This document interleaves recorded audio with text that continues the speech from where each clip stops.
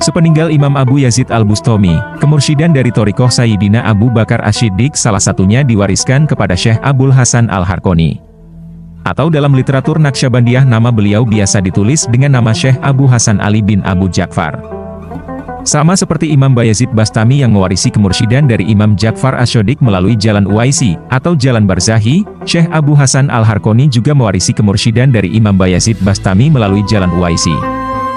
Uwaisi atau Barzahi adalah fenomena di dalam dunia spiritual Islam khususnya dalam dunia tasawuf, di mana seorang guru memberikan pendidikan dan pelatihan di alam ruhani kepada murid yang telah dipilih oleh Allah Subhanahu wa Ta'ala. Karena fenomena tersebut terjadi di alam ruhani, maka prosesnya tentu tidak terikat lagi oleh ruang dan waktu. Proses Uwaisi bisa terjadi dalam situasi dan kondisi apapun dan dimanapun. Bisa jadi prosesnya terasa berdurasi secara waktu, atau bahkan saking cepatnya prosesnya malah tidak bisa dideteksi dengan pengukur waktu.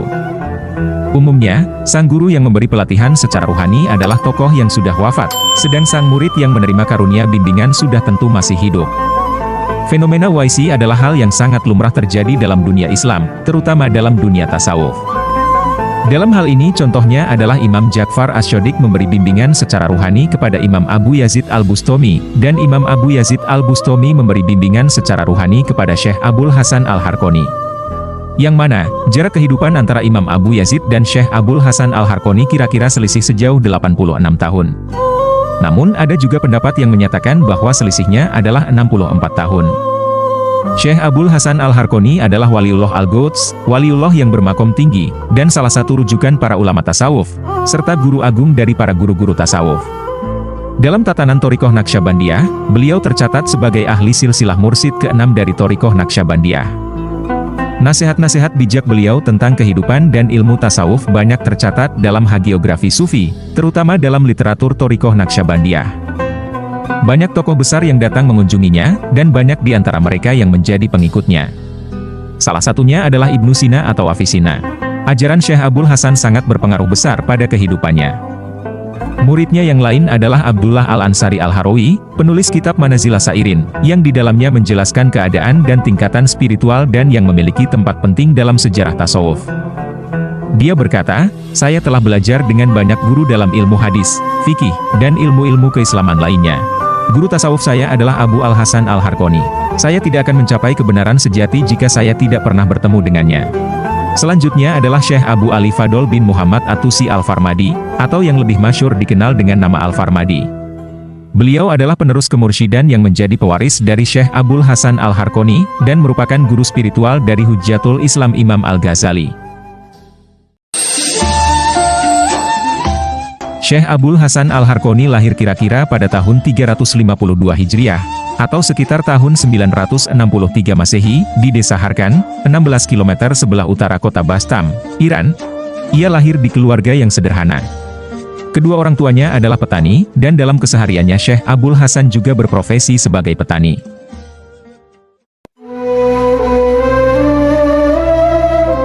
Keseharian masa kecil Syekh Abul Hasan Al-Harqani dilalui dengan menjadi pengembala ternak. Sebelum berangkat mengembala, orang tuanya memberinya tas yang berisi makanan untuk bekal ia mengembala. Namun tanpa sepengetahuan dari orang tuanya, ternyata Syekh Abul Hasan Al-Harqani selalu melakukan ibadah puasa sunnah setiap hari. Meski berpuasa, bekal makanan yang diberikan oleh orang tuanya tetap ia terima dan ia bawa.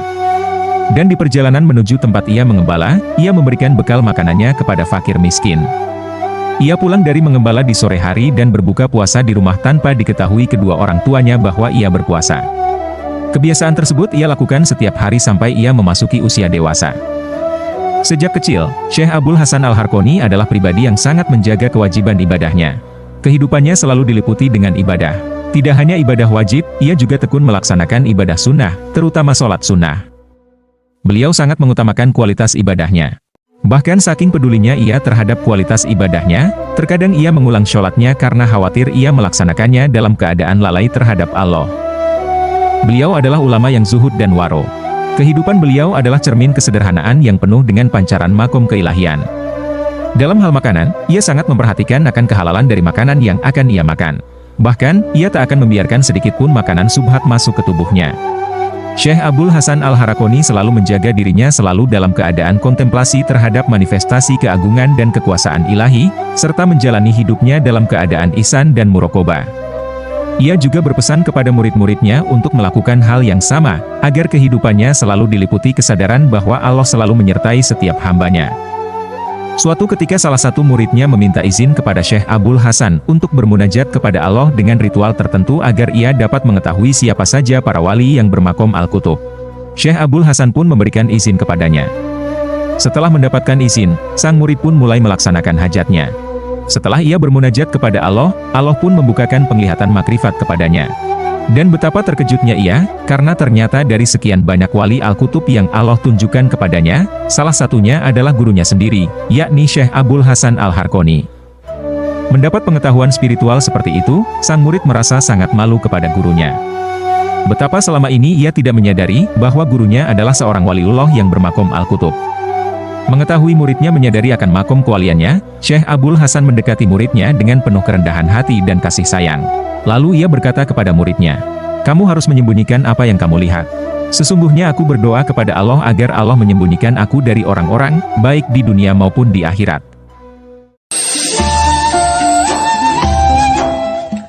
Sebagai seorang mursyid thariqah dan ulama yang bermakom wali, tentunya beliau tidak dikecualikan dari karunia berupa karomah dari Allah Subhanahu wa Ta'ala.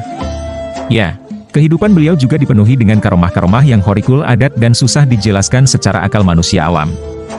Di antara karomah beliau ialah, beliau mampu mengetahui halal dan tidaknya sebuah makanan. Diceritakan, suatu hari salah seorang muridnya datang dan berkata kepada Syekh Abu Hasan Al-Harqoni, "Wahai Syekh, kami mempunyai beberapa saudara yang mempunyai domba dan domba-domba mereka dimiliki dari cara yang halal. Sudah lama mereka ingin menghadiahkan domba-dombanya kepada Syekh." Syekh Abul Hasan Al-Harqoni menjawab, "Aku berada dalam keadaan bersandar dan berserah diri kepada Allah, sehingga Allah berfirman kepadaku, 'Aku akan memenuhi semua permintaanmu. Jika kau berjanji untuk tidak memaksa lagi, saya akan menerimanya untuk kali ini saja. Dengan syarat apa yang akan kau berikan kepadaku adalah sesuatu yang halal.'" Setelah mendengar jawaban dari gurunya, mereka mengumpulkan domba-domba yang ingin mereka berikan dan membawanya kepada Syekh Abul Hasan Al-Harqoni. Syekh Abul Hasan menyambut pemberian dari muridnya. Namun sebelum menerimanya, Syekh Abul Hasan menggerakkan tangan dan lengannya ke atas. Seketika, sebagian domba masuk ke dalam tempat yang telah disediakan olehnya, sementara sebagian lainnya melarikan diri ke sisi lain. Murid Syekh Abul Hasan mencoba untuk menggiring domba-domba yang kabur itu agar masuk ke dalam kandang yang telah disediakan. Namun domba-domba itu tetap tidak mau masuk. Tentu mereka sangat kebingungan dengan sikap sebagian domba itu. Mereka pun mencoba menyelidiki apa sebenarnya yang menjadi penyebabnya. Setelah mereka benar-benar menyelidiki, ternyata mereka mengetahui bahwa domba-domba yang kabur tadi adalah domba yang pernah memakan makanan yang didapat dengan cara tidak halal. Dalam riwayat lain diceritakan, ketika Syekh Abul Hasan Al-Harqoni memasuki usia dewasa, ia sering diberi tugas oleh kedua orang tuanya untuk membajak dan menanam benih di sawah. Suatu ketika, saat ia sedang membajak, ia mendengar suara adzan berkumandang. Ia segera meninggalkan pekerjaan membajaknya dan bergegas untuk melaksanakan sholat. Setelah ia selesai melaksanakan sholat, ia menyaksikan sapi yang ia gunakan untuk membajak masih tetap membajak sawahnya meski tanpa dipandu olehnya. Melihat kejadian itu, ia langsung bersujud kepada Allah dan berdoa, "Ya Allah, aku telah mendengar bahwa Engkau menyembunyikan para kekasihmu dari orang-orang, maka sembunyikanlah aku dari orang-orang." Dalam hal ini, Syekh Abul Hasan Al-Harqoni menyadari bahwa apa yang ia saksikan adalah karomah yang dikaruniakan oleh Allah kepadanya. Oleh karena itu ia berdoa kepada Allah agar Allah merahasiakan karomah-karomahnya dari pandangan manusia. Riwayat lain menceritakan, suatu malam pelayan Syekh Abul Hasan membuat beberapa acar. Pelayannya memetik beberapa tanaman herbal dari tanaman yang ditanam oleh Syekh Abul Hasan sendiri dan meletakkannya di atas acarnya. Ia menunggu Syekh Abul Hasan melaksanakan sholat Isya, karena Syekh Abul Hasan tidak akan pernah mau makan malam sebelum ia melaksanakan sholat Isya. Saat masuk waktu sholat Isya, beliau akan berkata, "Ya Allah, aku tidak akan memberi makan tubuhku sampai aku menyelesaikan ibadahku kepadamu dengan penuh hikmat."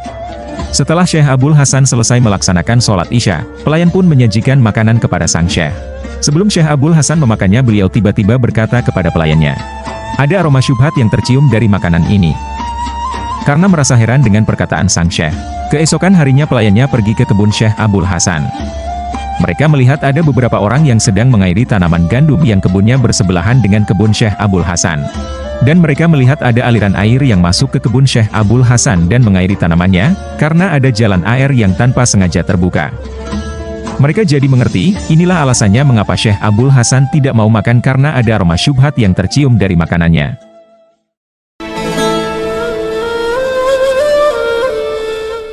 Setiap malam, Syekh Abul Hasan Al-Harqoni selalu melaksanakan sholat malam. Setelah melaksanakan sholat malam, ia pergi ke Bastam untuk berziarah ke makam Sultanul Arifin, Sultan kaum Gnostik, Imam Abu Yazid Al-Bustami. Ia berjalan kaki dari Harkan ke Bastam yang mana jarak antara keduanya kira-kira sejauh 16 km. Dan ia sampai di makam Imam Abu Yazid sebelum adzan subuh berkumandang. Dengan sikap penuh hormat dan sopan santun ia menziarahi makam ulama panutannya tersebut. Setelah berziarah, ia kemudian melaksanakan sholat subuh di sana. Dan setelah melaksanakan sholat subuh ia kembali ke Harkan, ke desanya. Hal tersebut ia lakukan dengan istiqomah setiap hari selama 12 tahun. Suatu hari, ketika ia berada di makam Imam Abu Yazid Al-Bustami, ia mendengar suara yang berasal dari makam Imam Abu Yazid. Suara itu berkata, "Saatnya kau membimbing orang lain." Mendengar suara itu, dengan sangat rendah hati Syekh Abul Hasan menjawab, "Wahai Syekh, bimbinglah aku dalam tugasku, karena aku seorang yang buta huruf dan tidak mengetahui syariat dengan benar. Saya belum mempelajari Al-Quran dengan makna yang sebenarnya." Suara dari makam Imam Bayazid itu menjawab, "Wahai Abul Hasan, bacalah ini. Aku berlindung kepada Allah." Dan selanjutnya suara itu mulai mengajari dan membimbing Syekh Abul Hasan dalam beberapa ilmu pengetahuan. Setelah itu, Syekh Abul Hasan pulang ke Harkon seperti biasanya. Dan ketika ia sampai di rumahnya, ia telah membaca dan memahami seluruh isi Al-Quran. Ia juga mendapatkan pengetahuan tentang ilmu hadits dan hukum-hukum syariat, serta pengetahuan yang luas tentang ilmu hakikat. Pengetahuannya itu semakin hari semakin bertambah. Beliau juga mendapatkan ijazah untuk menjadi seorang mursyid thoriqoh dari Imam Abu Yazid Al-Bustami. Demikianlah proses UAIC, atau bimbingan di alam ruhani yang dialami oleh Syekh Abul Hasan Al-Harqoni. Dari proses UAIC tersebut beliau benar-benar menjadi seorang ulama guru besar sufi, guru dari para wali dan panutan dari para pendaku tasawuf di masa itu.